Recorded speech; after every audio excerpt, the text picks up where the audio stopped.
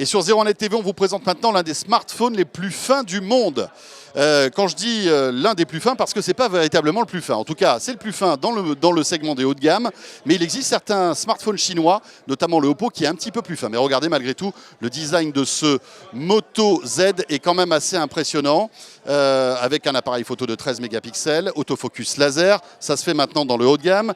On se retrouve aussi avec un écran de 5,5 pouces Quad HD. Donc, c'est ce qui se fait de mieux aujourd'hui en matière de définition sur un écran. Mais la particularité de ce Moto Z, c'est qu'on va pouvoir lui rajouter très facilement des accessoires qui ont été conçus pour lui.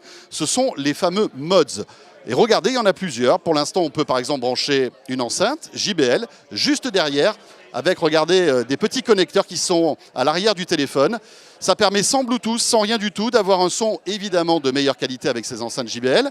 On peut brancher aussi un picoprojecteur, c'est assez impressionnant. Là encore, d'un clic, ça se connecte et on peut regarder YouTube.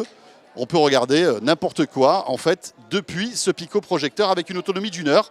Cela dit, on peut l'augmenter en la branchant au secteur, bien sûr, pour se regarder un film. Mais ça permet d'avoir finalement un petit home cinéma de poche. Autre accessoire, c'est une batterie signée Tumi. Bah oui, ils font dans la bagagerie, mais aussi dans les batteries, visiblement.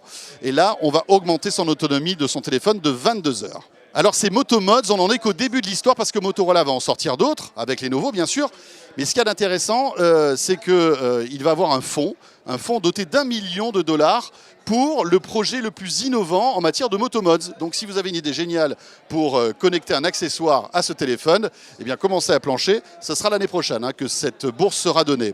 À noter qu'il y a un autre Moto Z, c'est le Moto Z Force, qui est à peu près le même modèle, un petit peu moins beau, un petit peu plus épais, mais beaucoup plus costaud, avec un écran carrément incassable. Il y a des démos qui sont quand même assez impressionnants. D'ailleurs, même Ashton Kutcher, qui est un petit peu la mascotte de Lenovo, l'a fait tomber de très haut et il ne s'est pas cassé. Et à noter que ce Moto Z Force a une meilleure caméra que le Moto Z.